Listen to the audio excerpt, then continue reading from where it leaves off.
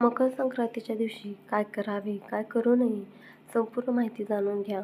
आठवण सूर्याची, साठवण स्नेहाची, कणभर ते मनभर, प्रेम गुळाचा गोडवा, स्नेह वाढवा, तिळगुळ घ्या, गोड गोड बोला.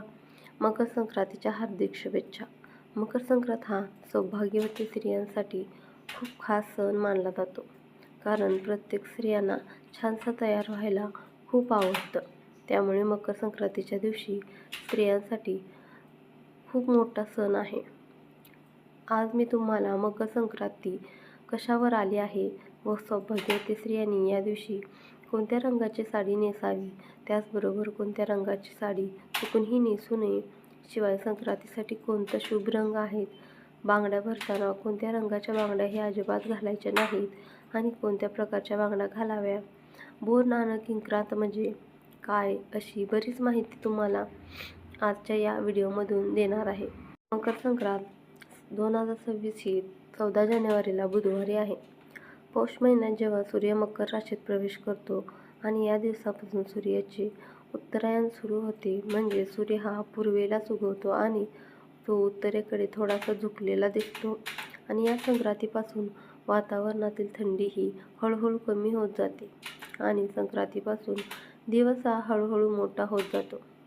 मकर संक्रांतीला स्नान, दान, धर्म, देवाचे दर्शन, तप याला विशेष महत्त्व आहे. या दिवशी पवित्र नद्यांमध्ये स्नान करणं खूप पुण्यकारक मानलं जातं.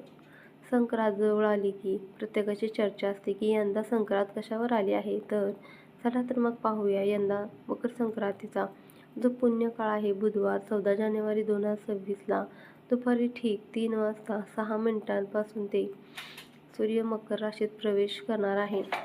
तर संक्रांतीचा पुण्यकाळ हा 3 वाजून 6 मिनिटांपासून ते सूर्यास्तापर्यंत आहे, म्हणजे 6 वाजून 20 मिनिटांपर्यंत असणार आहे आणि हा 3 वाजून 6 मिनिट ते 6 वाजून 20 मिनिटांपर्यंत पुण्यकाळ मानला जातो आणि या कालावधीमध्ये तुम्ही दान धर्म करू शकता. हिंदू धर्मात संक्रांत ही एक देवता मानली गेली असून प्रतिवर्षी ती येताना वेगवेगळ्या वाहनावर बसून येते. यावर्षी मकर संक्रांत वाघावर बसून येईल, म्हणजे मकर संक्रांतीचं वाहन वाघ आणि उपवाहन घोडा असेल. तिने पिवळ्या रंगाचं वस्त्र परिधान केलेले असून हातामध्ये गदा घेतलेला आहे. तिने केशराचा तिलक लावलेला असून वयाने ती कुमारी आहे व बसलेल्या अवस्थेत असून तसेच वासा करता येईल जाईचं फूल तसेच ती पायस म्हणजे खीर भक्षण करीत आहे. सर्व जाती आहे. भूषणार्थ मोती धारण केला आहे. वार व नक्षत्र नाव मंदाकिनी असून समुदाय मुहूर्त 45 आहे. पूर्वेकडून पश्चिमेकडे जात आहे व वायव्य दिशेत पाहत आहे. संक्रांतीने ज्या वस्तू परिधान केल्या आहेत त्या वस्तू महाग होतील. संक्रांतून आली आहे त्या लोकांना सुख मिळेल. या दिवशी सूर्याला चंदन मिसळून जल अर्पण केल्याने पदमान वाढतो. तसेच संक्रांतीच्या दिवशी दात घासणे, वर्ज्य आहे. तामसिक भोजन करणे, अभद्र बोलणे, झाडे तोडणे, कोणत्याही प्रकारचे नशा करणे वर्ज्य आहे. तसेच या दिवशी मोठ्यांचा अपमान होईल असे कार्य आपल्याला चुकून देखील करायचे नाही आणि या दिवशी आपल्याला घरामध्ये चुकून देखील मांसाहार हा बनवायचा नाही. आता बघा, संक्रांतीला स्त्रियांना पडलेला प्रश्न असतो की या दिवशी कोणत्या रंगाची साडी नेसावी किंवा कोणत्या रंगाची साडी नेसू नये. तर आपल्या धर्मामध्ये प्रत्येक रंगाचे एक वेगळे आणि अनन्यसाधारण असे महत्त्व आहे. कारण प्रत्येक रंग तुम्हाला एक वेगळी ऊर्जा प्रदान करतो. काही रंग हे सकारात्मक शुभता ही लहरी प्रदान करतात, तर काही रंग अशुभ मानले जातात, नकारात्मकतेचे प्रतीक मानले जातात. पण आपल्या हिंदू धर्मामध्ये काही 4-5 रंग आहेत ते खूप शुभ मानले आहेत. प्रत्येक कार्यासाठी किंवा देवकार्यासाठी हे रंग वापरले जातात. त्यामध्ये पहिला रंग आहे तो म्हणजे हिरवा. हा सौभाग्याचं प्रतीक मानला जातो. कारण बघा, नवरी लग्नामध्ये हिरव्या रंगाचा चुडा भरते किंवा महिला लग्न झाल्यावर हिरव्या रंगाच्या बांगड्या घालतात, कारण त्यामुळे त्यांच्या पतीचा आयुष्य वाढतं असं धर्मशास्त्र सांगते. त्याचबरोबर शास्त्रात हिरव्या रंगाला खूप महत्त्व आहे. आपल्या देवीची ओटी भरताना हिरव्या रंगाचा ब्लाऊज पीस किंवा हिरव्या रंगाची साडी घेतो. त्यावरून हिरवा रंग हा देवीला किती प्रिय आहे तर ते आपल्याला समजतं. त्यामुळे जर शक्य झालं तर तुम्ही किंवा तुमच्याकडे असेल तर हिरव्या रंगाची साडी ही अवश्य नेसा. पण हिरव्या रंगाची साडी नसेल तर आपल्या हिंदू धर्मामध्ये लाल रंग हा खूप शुभ मानला जातो. तुम्हाला रोज देवीची पूजा करताना किंवा कोणतीही पूजा मांडताना आपण पाटावरती लाल रंगाचे वस्त्र टाकतो, कारण लाल रंग हा सर्व देवांना त्याचबरोबर माता लक्ष्मीला अत्यंत प्रिय आहे. हा रंग सौभाग्याचं, उमंग आणि नवीन जीवनाचे प्रतीक मानला जातो. त्याचबरोबर आपल्या सौभाग्यातील एक सर्वात महत्त्वाची गोष्ट म्हणजे कुंकू. हे सुद्धा लाल रंगाचं असतं, कारण की सौभाग्यातील सगळ्यात महत्त्वाची गोष्ट म्हणजे हळदी कुंकू. त्यामध्ये कुंकवाचा रंग हा लाल असतो, त्यामुळे लाल रंगाचं महत्त्व हे खूप जास्त आहे. त्यामुळे शक्य असेल तर तुम्ही मकर संक्रांतीला लाल रंगाची साडीही नेसू शकता. पुढचा रंग आहे केशरी. केशरी रंगाची साडीसुद्धा नेसू शकता. हा केशरी रंग त्याग, ज्ञान, शुद्धता आणि सेवेचे प्रतीक आहे. छत्रपती शिवाजी महाराजांच्या सेनेचा ध्वज, रामकृष्ण आणि अर्जुन यांच्या रथीचे ध्वज केशरी रंगाचे होते, कारण ही केशरी रंग हा शौर्य, बलिदान आणि वीरतेचे प्रतीक मानला जातो. तसेच केशरी रंग हा देवी शक्तीचे प्रतिनिधित्व करतो. या रंगातून एक सकारात्मक ऊर्जा प्रवाहित होते. त्यामुळे तुम्ही केशरी रंगाची साडी जरी नेसली तरी चालेल, तरीसुद्धा एक नवीन प्रकारची ऊर्जा मिळते. त्यानंतर सर्वात स्त्री वर्गाचा आवडता रंग म्हणजे गुलाबी रंग. गुलाबी रंग हा प्रत्येक स्त्रीला खूप आवडत असतो. गुलाबी रंग हा प्रेमाचा रंग मानला जातो. हा रंग आनंदाचे प्रतीक मानला जातो. गुलाबी रंग हा नेहमी स्त्रियांना आकर्षित करत असतो. स्त्रीजवळील काहीही असो तरी देखील त्यांना गुलाबी रंग हा आवडतोच. गुलाबी रंगाचे कपडे परिधान केल्यामुळे आपलं मन देखील खूप प्रसन्न होतं. एक वेगळीच एनर्जी आपल्याला मिळत असते. गुलाबी रंगामुळे सुख, समाधान येते. मनसुद्धा शांत राहते. त्यामुळे गुलाबी रंगाचं वेगळंच असं काहीतरी महत्त्व आहे. त्यामुळे तुम्हाला संक्रांतीला गुलाबी रंगाची साडी तुम्ही आवश्यक नेसू शकता. हे झाले शुभ रंग. आणि संक्रांती दिवशी अशा रंगाचे कपडे परिधान केल्यामुळे हे रंग बाहेरची उष्णता शोषून घेतात आणि आपले शरीर उबदार ठेवतात. थंडीपासून आपलं संरक्षण हवं म्हणून गडद रंगाचे कपडे या दिवशी घातले जातात. त्याचबरोबर तुम्ही चिंतामणी कलर, पोपटी कलर, राणी कलर, क्रीम कलर अशा रंगाच्या साड्यासुद्धा नेसू शकता. तसेच या दिवशी रंगाची साडी आवर्जून घातली जाते. या सर्व रंगाच्या साड्या तुम्ही या दिवशी नेसू शकता. फक्त पिवळ्या रंगाची साडी नेसायची नाही, कारण संक्रांती देवीने ज्या रंगाचे वस्त्र परिधान केलेले असते त्या रंगाची साडी किंवा वस्त्र या दिवशी परिधान करू नये असं सांगितलं जातं. म्हणजेच ही पद्धत पूर्वीपासून चालत आलेली आहे. यावर्षी म्हणजे 2026ला यंदा संक्रांतीला पिवळ्या रंगावर आहे. त्यामुळे यावर्षी संक्रांतीला पिवळ्या रंगाची साडी आपण चुकूनही नेसायची नाही.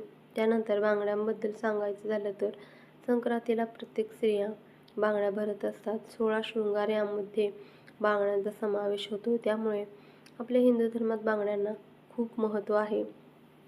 संक्रांतीला सर्व स्त्रिया छान छान काठापदराच्या साड्या घालतात, ओवाळायला जातात, हळदी कुंकू करतात, तिळगुळ देतात आणि त्यामुळे आपल्या हातामध्ये 2-2 तरी काचेच्या बांगड्या असायलाच पाहिजेत. तुम्ही हिरव्या रंगाच्या बांगड्या घालण्याचा प्रयत्न करा, कारण हिरवा रंग हा शुभ आणि सौभाग्याचे प्रतीक मानला जातो.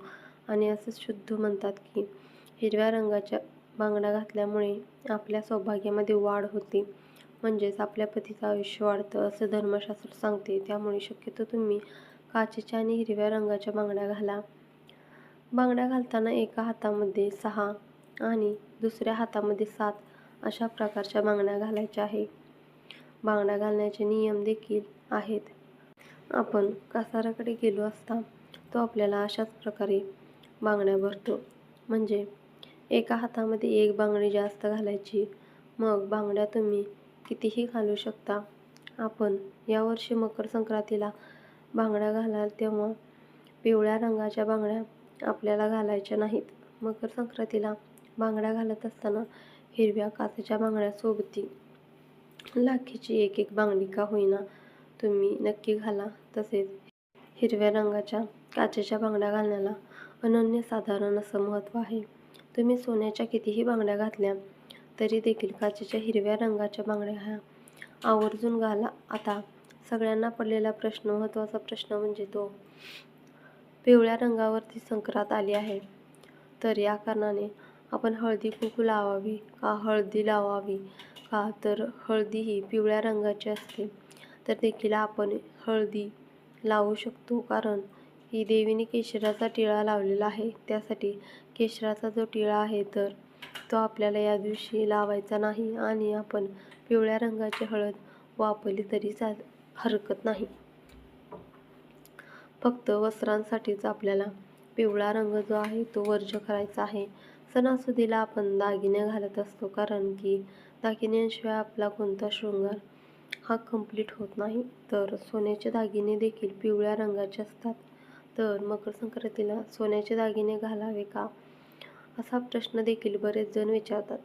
तर दागिने तुम्ही घालू शकता, कारण फक्त आपल्याला वस्त्राचा जो रंग आहे तो पिवळा आपल्याला वर्ज्य करायचा आहे. सोन्याचे दागिने, हळद तुम्ही वापरू शकता. यावर्षी मकर संक्रांतीला संक्रांती देवीने मोती धारण केलेला आहे. त्यासाठी तुम्ही मोत्याचे दागिने जे आहेत ते दागिने तुम्ही वापरायचे नाहीत. त्या व्यतिरिक्त तुम्ही सोन्याचे दागिने हे वापरू शकता. तसेच यावर्षी संक्रांती देवीने वासाकरिता जाईचं फूल घेतलेलं आहे. त्यासाठी आपल्याला जाईच्या फुलांचा गजरा हा अजिबात घालायचा नाही. या व्यतिरिक्त तुम्ही गुलाब, शेवंती, मोगरा, आबोली अशा फुलांचा गजरा घातला तर काही हरकत नाही. फक्त आपल्याला जाईच्या फुलांचा गजरा हा वर्ज्य करायचा आहे. यावर्षी मकर संक्रांती देवीने पायस भक्षण करीत आहे. म्हणजेच बघा, पायस म्हणजे खीर, तर या दिवशी खीर आपल्याला चुकून देखील खायची नाही. तुम्ही कोणतीही खीर या दिवशी खाऊ नका, कारण देवी जे करत आहे ते आपण करू नये असं सांगितलं जातं. त्यासाठी ती पायस भक्षण करीत आहे, म्हणजे खीर खात आहे. त्यासाठी या दिवशी आपल्याला खीर घरामध्ये बनवायची नाही आणि खायची देखील नाही. मकर संक्रांतीच्या दिवशी दान करण्याला अनन्यसाधारण असं महत्त्व आहे. या दिवशी तुम्ही नवे भांडे, गाईला घास, तीळ, पात्र, गूळ, तीळ, सोने, भूमी, गाय, वस्त्र, घोडा इत्यादीचं यथाशक्ती दान करू शकता. बुधवारी 14 जानेवारीला संक्रांत हा सण साजरा केला जाईल, तर गुरुवारी 15 जानेवारी रोजी करी दिन म्हणजे किंक्रात हा सण साजरा केला जाईल. फार वर्षापूर्वी किंकासूर नावाचा एक राक्षस होता. तो लोकांना फार पीडा देई. त्याला मारण्यासाठी देवीने संक्रांतीचे रूप घेतलं आणि या संक्रांतीच्या देवीने किंक्रासुराला ठार केलं आणि या लोकांना सुखी केलं. संक्रांती देवीने मकर संक्रांतीच्या दुसऱ्या दिवशी किंक्रासूर नावाच्या राक्षसाला ठार मारले आणि त्याच्या जाचातून प्रजेला मुक्त केलं आणि म्हणून हा दिवस किंक्रांत म्हणून साजरा केला जातो.